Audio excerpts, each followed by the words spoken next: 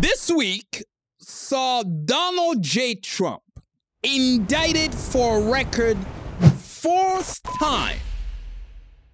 This latest one having to do with his alleged interference in Georgia's 2020 presidential election. Jesse, the seditious receipts. These are for you. A Fulton County grand jury has handed up an indictment against Donald Trump and 18 other individuals related to efforts to overturn the 2020 election in Georgia. The grand jury believes they were part of the illegal effort to overturn the results of Georgia's 2020 presidential election.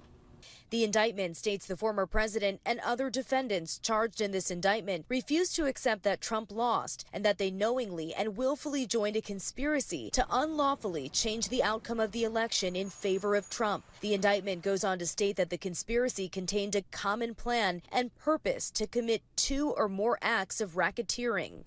I am giving the defendants the opportunity to voluntarily surrender no later than noon on Friday, the 25th day of August, 2023.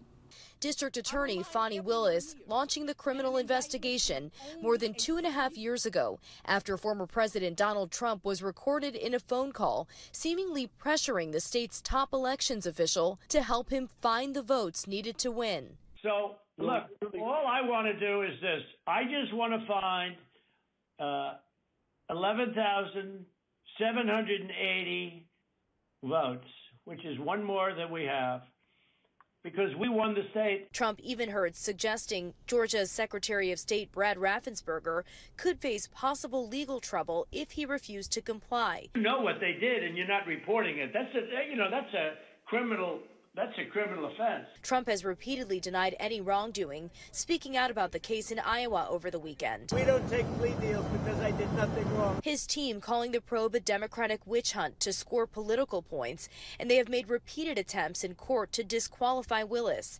This is now Donald Trump's 4th indictment. It is worth noting that before him, no current or former president had ever been indicted. Rena Roy, ABC News, Atlanta.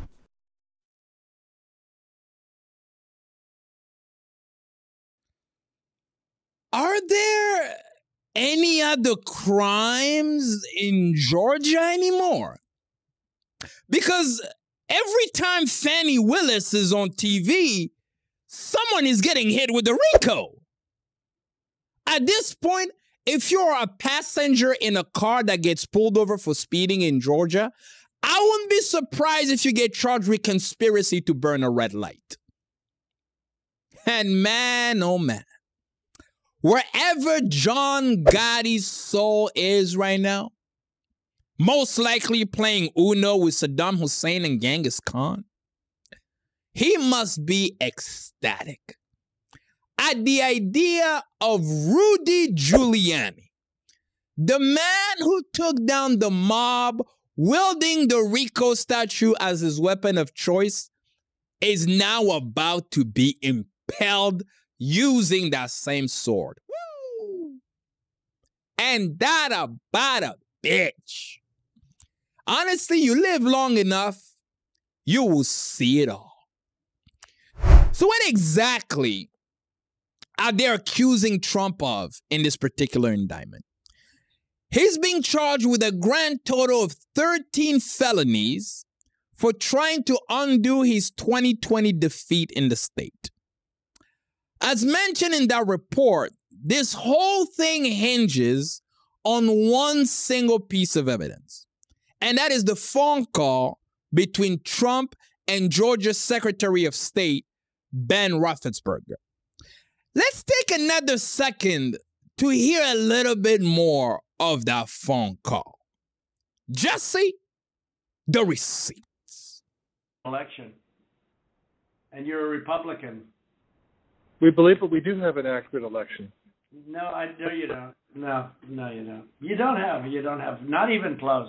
You're off by hundreds of thousands of votes. You know what they did, and you're not reporting it. That's a criminal offense, and you can't let that happen. That's a big risk to you and to Ryan. your lawyer. That's a big risk. But they are shredding ballots, in my opinion, based on what I've heard, and they are removing machinery, and they're moving it as fast as they can, both of which are criminal fines, and you can't let it happen, and you are letting it happen. You know, I mean, I'm notifying you that you're letting it happen. So, look, all I want to do is this. I just want to find 11,780 votes, which is one more than we have, because we won the state. So, safe to say that the United States of America is now officially a banana republic. What we are witnessing here is nothing short of seditious election interference.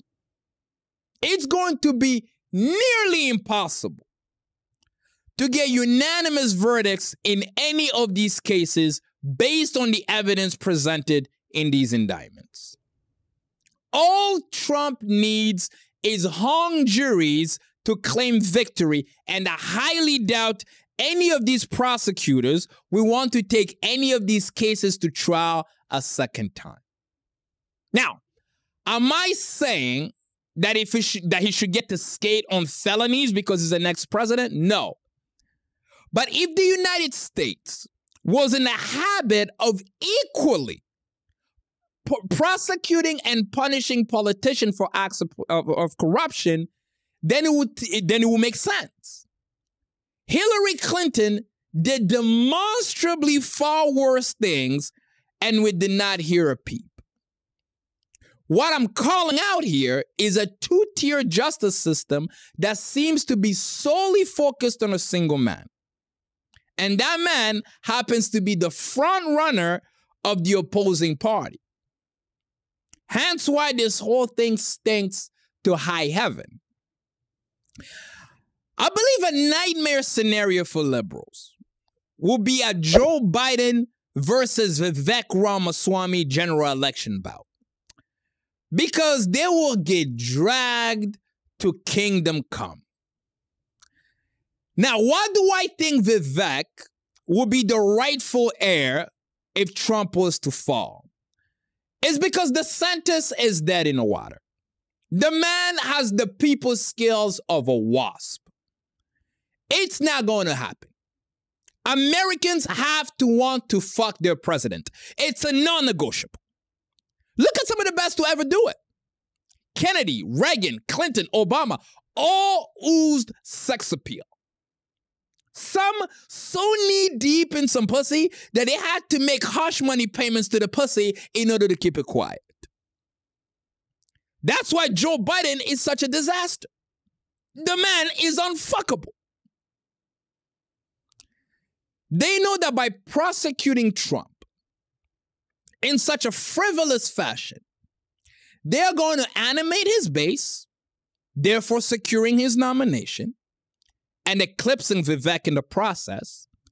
And when Trump is finally nominated, but bankrupt due to amount of legal fees and unable to campaign because it will be held up in court every calendar day of 2024, they can wheel half that Joe Biden back into office for a second term. Oh, bravo. Charmingly diabolical. All of it.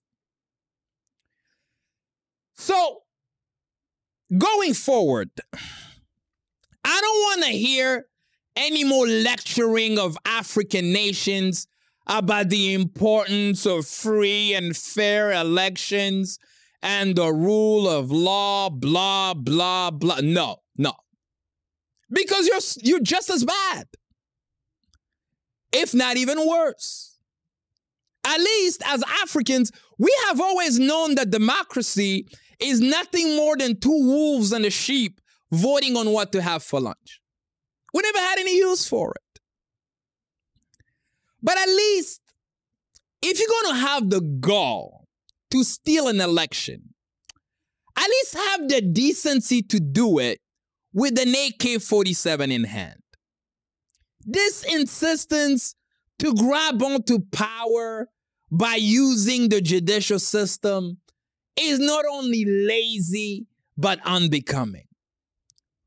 Where is the martial law?